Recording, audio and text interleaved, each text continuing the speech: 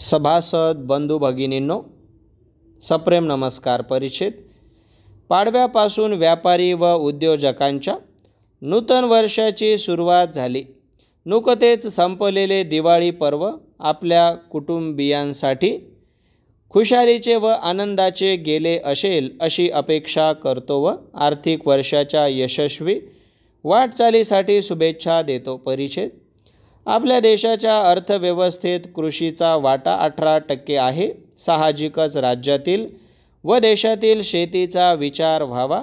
जागतिक बाजारपेठेत भारतीय शेतीमालाला दर्जेदार स्थान मिळावे, शेतीमालाला चांगला भाव मिळावा यासाठी प्रयत्न आहेत. परिचित महाराष्ट्र चेंबरने सातत्याने राज्याच्या विकासाचा ध्यास घेतला आहे.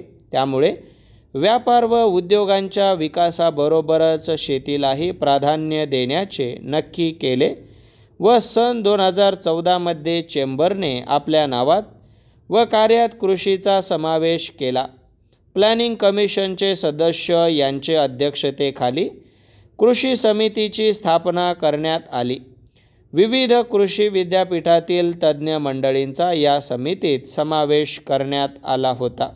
उत्पादन क्षमता वाढविणे, गुणवत्ता वाढविणे व शेतीमालाला बाजारपेठ उपलब्ध करून देणे व योग्य भाव मिळावा यासाठी प्रयत्न करण्याचे काम सुरू करण्यात आले.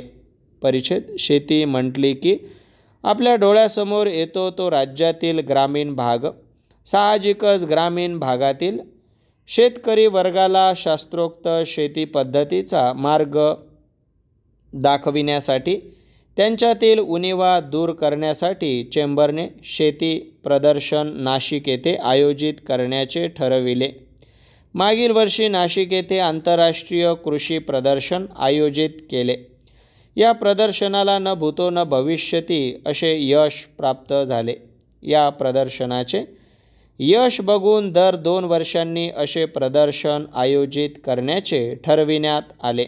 या प्रदर्शनाचे संयोजक म्हणून चेंबरचे माजी अध्यक्ष महोदय यांच्यावर जबाबदारी सोपवली होती.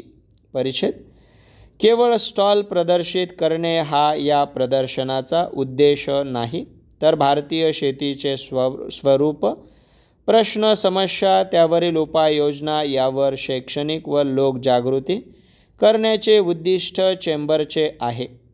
त्यासाठी प्रदर्शन कालावधीत चर्चासत्रांचे आयोजन चेंबरच्या वतीने करण्यात आले आहे.